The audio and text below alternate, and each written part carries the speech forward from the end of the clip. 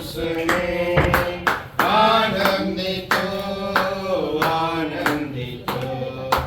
आज का दिन यहोवा ने बनाया है, हम उसमें आनंदित हो, आनंदित हो। प्रभु को महिमा मिले, चाहे हो मेरा अपमान। प्रभु को महिमा मिले, चाहे हो मेरा अपमान। वह बने भगतु, रहे उसी का ध्यान। आज का दिन यहोवा ने बनाया है, हम उसमें आनंदित हो, आनंदित हो। आज का दिन यहोवा ने बनाया है, हम उसमें आनंदित हो, आनंदित हो। स्तुति प्रशंसा करे, क्यों ना कुछ होता रहे। स्तुति प्रशंसा करे, क्यों ना कुछ होता रहे। उसको हम गाते रहे, चाहे जहाँ भी रहे। आज का दिन यहोवा ने बनाया है, हम उसमें आनंदित हो, आनंदित हो। आज का दिन यहोवा ने बनाया है, हम उसमें आनंदित हो, आनंदित हो। कोणतं म्हणायचं? आपण गाणे तर गाऊया.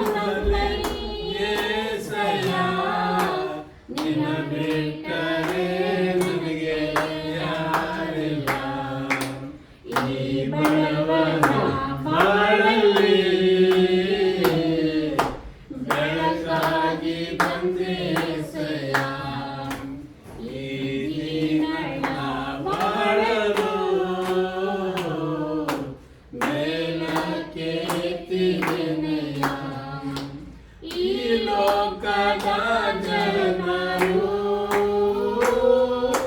ಮುಖ ನೋಡಿ ಪ್ರೀತಿಸುವರು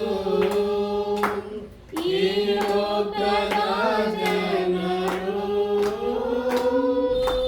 ಮುಖ ನೋಡಿ ಪ್ರೀತಿಸುವರು ನನ್ನ ಹೃದಯ ನೋಡಿ ಪ್ರೀತಿಸಿದೆ ನಿನ್ನಂತ ದೇವರು ಯಾರಿಲ್ಲ ನನ್ನ ಹೃದಯ ನೋಡಿ ಪ್ರೀತಿಸಿದೆ ನಿನ್ನಂತ ದೇವರು ಯಾರಿಲ್ಲ ಈ ಬಡವನ ಬಾಳಲ್ಲಿ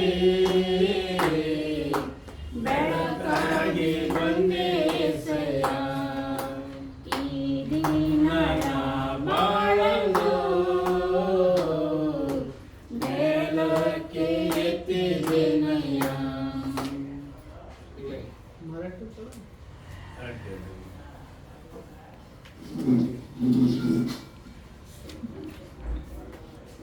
मराठी कोणती ईश्वराची येतात ईश्वराची दया किती कागदीचा लागेना न्याय करी त्याची प्रीती सिंधुएवरी गाया देव बोले प्रेमे फार टाकी माझ्यावरी भार टाकी माझ्यावरी भार सर्व कष्टी सर्व दुःखी ओजियानी कळती ऐकू जाती दिव्य लोकी प्रीती तेथे बसती देव बोले प्रेमे फार टाकी माझ्यावरी भार टाकी माझ्यावरी भार देव खरा ममताळू अंत काही लागेना केवळा तो घनवाळू माणसांना कळेना देव बोले प्रेमे फार टाकी माझ्यावरी भार टाकी माझ्यावरी भार बापावरी निघाला लेकरांना सुख पार येशू भाषिया वाटाणा हर्ष वाटतो आपार देव बोले प्रेमे फार टाकी माझ्यावरी भार टाकी माझ्यावरी भार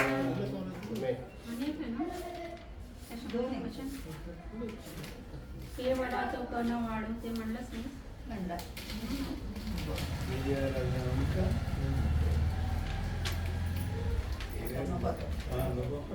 बस ते का स्तोत्र वाचा नव्वद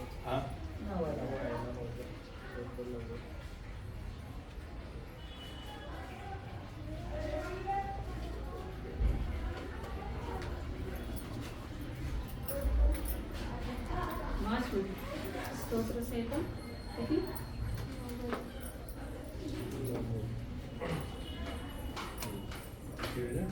नव्वद नव्वद एक ते एक ते 5 एक ते 10 हे प्रभू, तू पिढ्यानपिढ्या आम्हाला निवासस्थान आहेस. पर्वत उत्पन्न झाले त्यापूर्वी तू पृथ्वी व जग ही निर्माण केली. त्यापूर्वी अनादी कालापासून अनंत कालापर्यंत तू देव आहेस. तू मनुष्याला पुन्हा मातीस मिळवतोस आणि म्हणतोस, अहो मानवानो परत जा, कारण तुझ्या दृष्टीने सहस्र वर्षे कालच्या गेलेल्या दिवसासारखा, रात्रीच्या प्रहरासारखा आहे. तू पुराप्रमाणे मानवांना घेऊन जातोस. ते निद्रेप्रमाणे क्षणिक आहे. सकाळी उगवणाऱ्या गवताप्रमाणे ते आहे. सकाळी ते तरारून वाढते आणि संध्याकाळी ते कापल्यावर वाढून जाते. कारण आम्हीही तुझ्या क्रोधाने भस्म होतो, तुझ्या संतापाने आम्ही घाबरून जातो. तू आमचे अपराध आपल्या पुढे ठेवले आहे, आमचे गुप्त पातके आपल्या मुख्य प्रकाशात ठेवले आहे. तुझ्या क्रोधात आमचे सर्व दिवस उदरतात. आम्ही आमचे आयुष्य चंचल ध्वनीप्रमाणे घालवितो. आमचे आयुष्य उत्तर 70 वर्षे आणि शक्ती आपल्यास फार तर 80 वर्षे असले तरी त्याचा डामाडोल केवळ कष्टमय व दुःखमय आहे. कारण ते लवकर सरते आणि आम्ही निघून जातो. तुझ्या क्रोधाचे बळ कुणाला समजते आणि तुझे भय बाळगणाऱ्या इतकी कुणाला तुझ्या कोपांची जाणीव आहे. त्याकरिता आम्हाला आमचे दिवस असे गणण्यास शिकीव की आम्हाला सूर्ण अंतकरण प्राप्त होईल. हे परमेश्वरा, परत फिर किती वेळ लावशील? तू आपल्या सेवकावर करुणा कर. तू आपल्या दयेने आम्हाला प्रभातीच तृप्त कर, म्हणजे आम्ही हर्षभरीत होऊन आमचे सर्व दिवस आनंदात घालवू. देवाला धन्यवाद देऊया आजच्या सुंदरशा वेळेसाठी. आज बाबांचा वाढदिवस आपण साजरा करीत आहोत आणि मागील 75 वर्षे परमेश्वराने पप्पांचा सांभाळ केलेला आहे, प्रतिपाळ केलेला आहे. आणि विशेष करून देवाचा सेवक, एक पाळक म्हणून एका देवाच्या वचनाची सुवार्ता सांगत त्याने आपला प्रवास आतापर्यंत पुढे चालू ठेवलेला आहे. आणि आजही ते देवाच्या सेवेत सक्रिय आहेत. ही एक महान करुणा, परमेश्वराची कृपा त्यांच्यावरती आहे. या ठिकाणी जो शास्त्रपाठ आपण वाचलेला आहे त्या शास्त्रपाठामध्ये 2 व्यक्तिमत्व सांगितलेले आहेत. पहिलं व्यक्तिमत्व आहे देव आणि दुसरं आहे मानव. देव काय आहे? आमचा निर्माता आहे. देव ज्याच्यापासून आमचा उगम आहे. देव ज्याच्या योजनेने आज आम्ही सर्वजण या ठिकाणी आहोत. दुसरी व्यक्ती म्हणजे निर्मिती आहे, ज्याला मानव म्हटलेला आहे. हा मानव कोण आहे? हा परमेश्वराची निर्मिती आहे, परमेश्वराची हस्तकृती आहे, परमेश्वराची सर्वश्रेष्ठ अशी त्याची निर्मिती असं मनुष्य आहे, प्रतिरूप आहे. परंतु या ठिकाणी परमेश्वर मानवाला त्याच्या जीवनाचं सत्य सांगू इच्छित आहे. तो म्हणतो की तू गवतासारखा आहे. गवत कसं आहे? सकाळी तरारून वाढतं, संध्याकाळ होता होता सुकून जातं आणि त्याच्यानंतर सुकल्यानंतर त्याचा उपयोग काय? फक्त जाळण्यापलीकडे त्याचा उपयोग होत नाही. परंतु परमेश्वराने वचनात सांगितल्याप्रमाणे पक्ष्यांपेक्षा, पाखरांपेक्षा, गवतांपेक्षा, फुलांपेक्षा असा श्रेष्ठ आम्हाला त्यांनी गणलेला आहे. तो म्हणतो की शल्मोनाच्या राजवाड्यामध्ये सर्व काही होतं, परंतु रानात वाढलेल्या फुलासारखं देखील सौंदर्य शल्मोनाला प्राप्त नव्हतं. म्हणजेच परमेश्वर त्या फुलाला इतकं महत्त्व देतो. म्हणजेच काही वेळेस काय होतं की ज्यावेळेस आपण देवापासून दूर निघून जातो त्यावेळेस आमच्या जीवनाला महत्त्व किंवा मूल्य राहत नाही. परंतु त्या ठिकाणी बाबांचं जीवन आम्ही पाहत असताना धन्यवाद देऊया की आजही ते देवाच्या सेवेत आहेत, सक्रिय आहेत, देवाचं कार्य करत आहेत. आणि देवाचं कार्य मनुष्य मानव तेव्हाच करू शकतो ज्यावेळेस परमेश्वर त्याच्या सोबत आहे, ज्यावेळेस देव त्याला बोलावतो, ज्यावेळेस देव त्याला नेमतो, ज्यावेळेस देव त्याची निवड करतो आणि काय विशेष हेतू उद्देशाने परमेश्वर त्याला त्याच्या कार्यामध्ये सक्रिय ठेवतो. आणि म्हणून त्या गोष्टीसाठी देवाला धन्यवाद देऊया. पुढे वचन असं सांगतं की मानवाचं आयुष्य 60 वर्ष, 70 वर्ष, फार तर शक्ती असल्यास 80 वर्ष, तरी त्याचा डामडौल कसा आहे? कष्टमय व दुःखमय आहे. परंतु पुढे वचन असं सांगत आहे, स्तोत्रकर्ता परमेश्वराला विनंती करत आहे की परमेश्वरा, आमचं जीवन जरी कष्टमय आहे, दुःखमय आहे, परंतु एक गोष्ट, एक सत्य आम्हाला माहीत आहे की आमच्या जीवनावरती तुझं पूर्णपणे ताबा आहे. आमच्या जीवनामध्ये तुझ्या योजना तू आमच्या जीवनाद्वारे पूर्णत्वास नेतोस, कारण की तू आम्हाला सोडलेलं नाहीस, टाकलेलं नाहीस. जर देवाच्या इच्छेप्रमाणे आम्ही 60 वर्ष, 70 वर्ष, 80 वर्ष जर जगत आहोत, याचा अर्थ परमेश्वर कुठेतरी आम्हाला काय करत आहे, चालवत आहे. देव आमचं नेतृत्व करत आहे. आणि म्हणून स्तोत्रकर्ता देवाला विनंती करत आहे की आमचे दिवस असे करण्यास आम्हाला शिकव की आम्हाला शुद्ध अंतःकरण काय होईल, प्राप्त होईल. शुद्ध अंतःकरण कशासाठी पाहिजे? जसं आम्ही मागं वळून पाहतो तर त्या गोष्टीचं आम्ही आकलन केलं पाहिजे, सिंहावलोकन केलं पाहिजे, मनन केलं पाहिजे की जी काही जबाबदारी देवाने आमच्यावरती सोपवलेली आहे, ती जबाबदारी माझ्या जीवनाद्वारे काय झालेली आहे, पूर्ण झालेली आहे किंवा नाही, ह्या गोष्टीचं आत्मचिंतन करण्यासाठी म्हणून आम्हाला शुद्ध अंतःकरण पाहिजे. शुद्ध अंतःकरण का पाहिजे? का तर ज्या निर्मात्याने मला त्या भूतलावरती ठेवलेला आहे, तो हेतू, तो उद्देश मला समजलेला आहे का? मी तो हेतू उद्देश घेऊन माझ्या जीवनामध्ये दैनंदिन जीवन मी जगत आहे का? हेतू उद्देश काय आहे की ज्या परमेश्वराने मला भूतलावरती पाठवलेला आहे, नेमलेला आहे, त्या परमेश्वराची योजना, त्याचं तारण मी लोकांना विदित करत आहे का? लोकांना माझ्या प्रभू येशू ख्रिस्ताबद्दल सांगत आहे का? त्याच्यासाठी मला शुद्ध अंतःकरण पाहिजे. शुद्ध अंतःकरण का पाहिजे? माझा प्रभू लवकर काय होत आहे, पुन्हा येत आहे. ही सुवार्ता जगाला सांगण्यासाठी म्हणून मला काय पाहिजे, शुद्ध अंतःकरण पाहिजे. शुद्ध अंतःकरण का पाहिजे? जो देव मला मिळालेला आहे तो देव सर्वांना काय झाला पाहिजे, मिळाला पाहिजे, कळाला पाहिजे. सर्वांनी त्या परमेश्वराला ओळखलं पाहिजे, त्या ख्रिस्ताची ओळख प्रत्येकाने करून घेतली पाहिजे. यासाठी मला काय पाहिजे, शुद्ध अंतःकरण पाहिजे.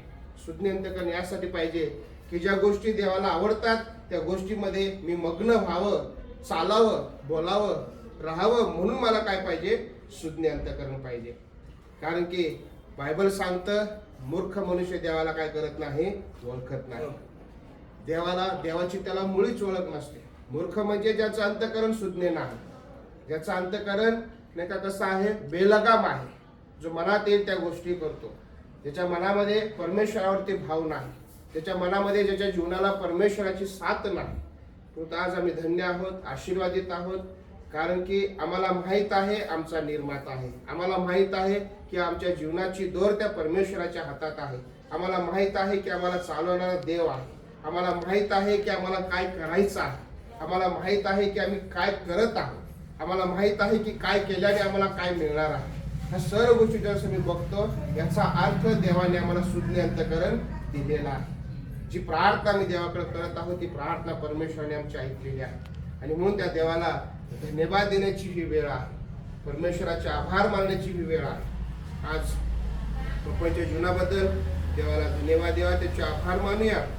आणि परमेश्वराने मागील 75 वर्ष त्यांचा सांभाळ केलेला आहे आणि इथून पुढेही तो देव त्यांना चालवत आहे. ते शुद्ध अंतःकरण देवाने त्यांना दिलेला आहे आणि हा एक मोठा आशीर्वाद आहे. जर शुद्ध अंतःकरण नसतं तर कदाचित देवाची सुवार्ता, देवाची प्रार्थना, देवाची भक्ती आज आम्ही केली नसती. आज आम्ही करत आहोत, याचा अर्थ परमेश्वराचा आत्मा आमच्या जीवनामध्ये काय करत आहे, कार्य करत आहे, काम करत आहे. देवाचा आत्मा आज आम्हाला चालवत आहे आणि म्हणून त्या परमेश्वराला धन्यवाद देऊया. आपण प्रार्थनेत जाऊ, प्रार्थना करू आणि मग आपण शेवटी आशीर्वाद घेणार आहोत.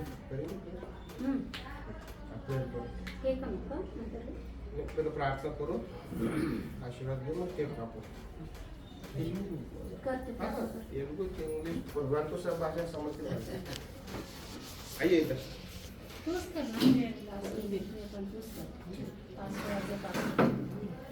आइए इधर, आइए. प्रार्थना करूया. स्वर्गीय माझ्या सर्व समर्थ ईश्वरा, तुझ्या पवित्र पवित्र नावाला धन्यवाद देतो. स्वर्गीय पित्या परमेश्वरा, आम्ही तुझी उपकार स्तुती करतो. देवा, तो आमचा निर्माता आहेस, आम्ही तुझी निर्मिती आहोत. तर परमेश्वरा, याचं प्रतीक म्हणजे आज आम्हाला शुद्ध अंतःकरण तुझा पवित्र आत्मा चालवत आहे. कारण की प्रभूजी, आम्ही तुला विसरलेलो नाही, तू आम्हाला विसरला नाहीस.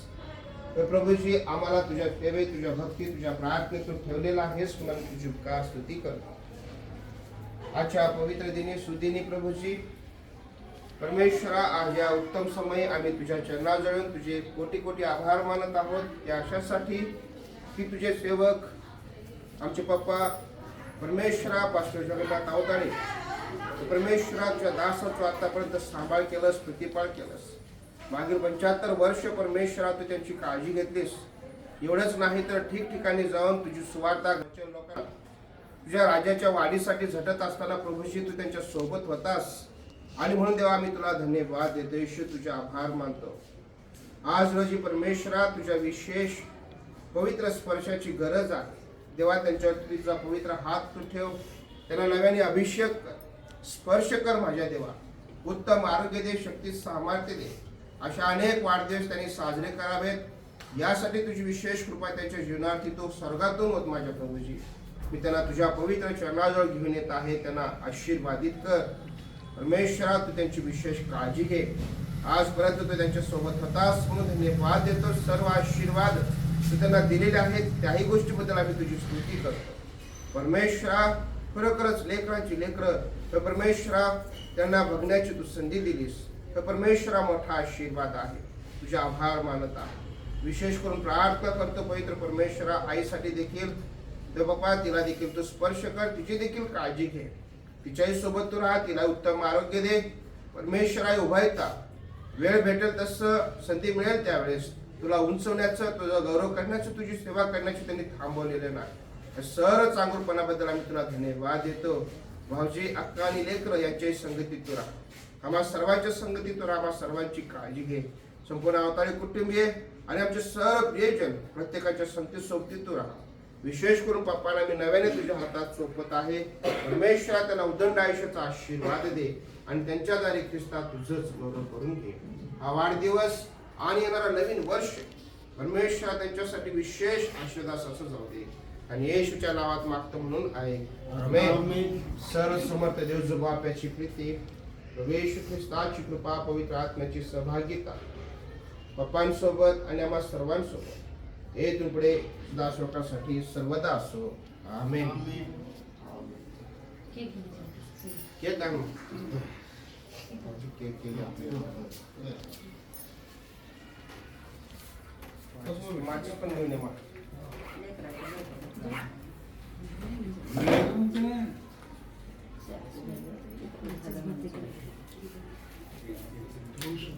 तिला केव्हा गेले